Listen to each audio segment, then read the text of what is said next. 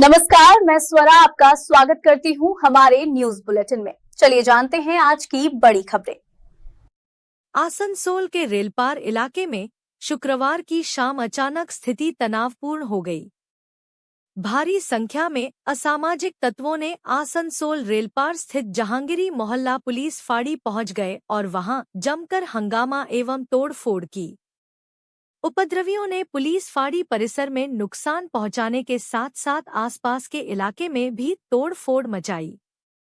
घटना के दौरान कई वाहनों को निशाना बनाया गया, जिनमें पुलिस के वाहन के अलावा आम लोगों की गाड़ियां भी शामिल हैं। इलाके में अफरातफरी का माहौल बन गया।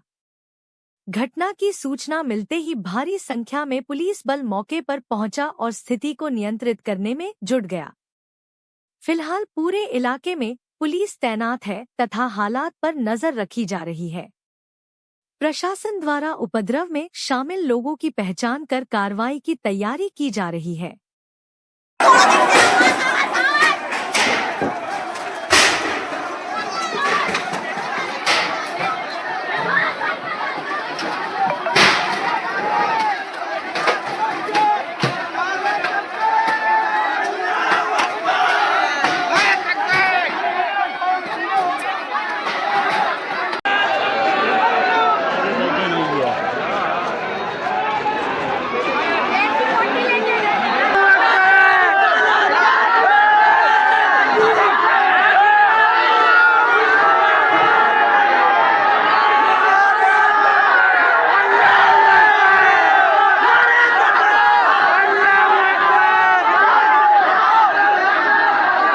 अभी सब सिचुएशन कंट्रोल में है, सब पुलिस के कंट्रोल में है, कोई इशू नहीं है। इश्यूज नहीं है सर? कोई इशू नहीं है, अभी सब कंट्रोल में है। सुने हैं कि पुलिस की थोड़ी खाड़ी में तोड़फोड़ हुई है, तो नहीं, सब उसको टैकल किया जाएगा और कोई इशू नहीं है। ठीक है, हम आइडेंटिफाई कर रहे हैं, जो भी सीसीटीवी फुटेज में पाया जाता है सभी के खिलाफ कानूनी कार्रवाई की जाएगी।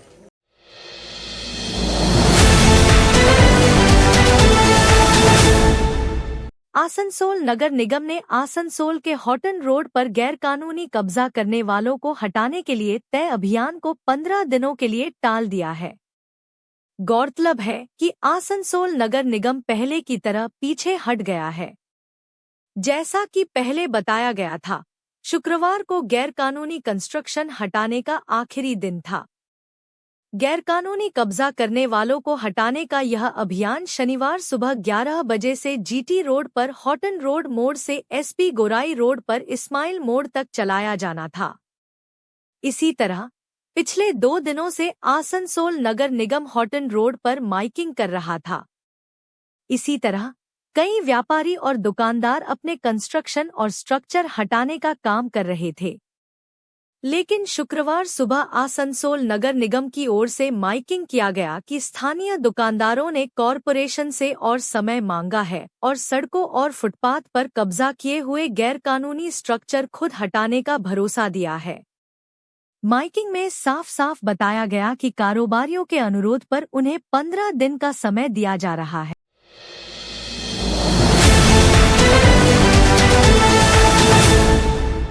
नशा केवल एक व्यक्ति के जीवन को बर्बाद नहीं करता, बल्कि उससे जुड़े परिवार को तोड़ने के साथ नशा से जूझ रहे व्यक्ति के लिए काल का रास्ता खोल देता है।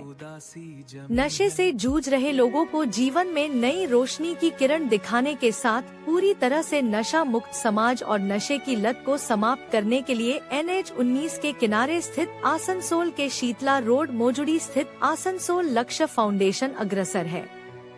इस ड्रग एडिक्ट रिहैबिलिटेशन सेंटर में नशे से जूझ रहे व्यक्ति से लेकर बच्चों तक के नशे की लत को छुड़ाने के लिए यहाँ मेडिकल डिटॉक्स, मनोचिकित्सा, समूह थेरेपी, करियर बेहतर फूडिंग, लॉजिंग और परिवार काउंसलिंग जैसी सेवाएं एक ही छत के नीचे मिलेंगी।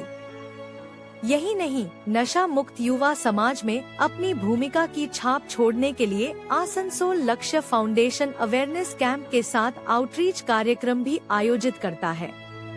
आसनसोल लक्ष्य फाउंडेशन के प्रोजेक्ट मैनेजर श्री अमित कुमार सिंह ने बताया कि उनका उद्देश्य सिर्फ नशा छुड़ाना नहीं, बल्कि रोगी को सामाजिक और आर्थिक रूप से वापस जोड़ना है। गोपनीयता और गरिमा हमारी प्राथमिकता है। इस ड्रग एडिक्ट रिहैबिलिटेशन सेंटर में फिलहाल 40-45 युवक व्यक्ति और नाबालिग को नशे की लत छुड़ाने के साथ उनका जीवन सुधारने का प्रयास किया जा रहा है। अगर आप या आपका कोई जानकार नशा से जूझ रहा है तो आप आसनसोल लक्ष्य फाउंडेशन के फोन नंबर 9732888697 8101747440 पर संपर्क कर सकते हैं।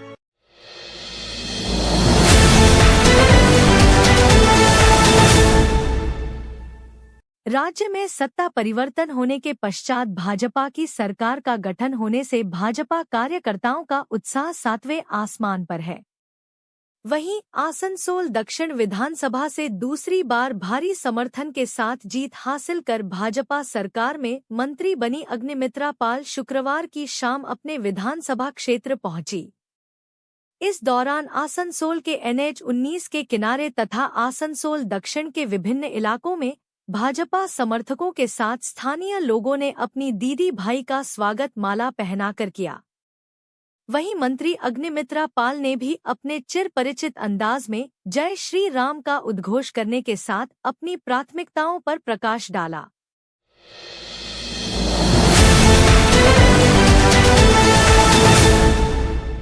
बाराबनी विश्वकर्मा परिषद की ओर से शुक्रवार को पानुड़िया फुटबॉल ग्राउंड समीप सभा का आयोजन किया गया।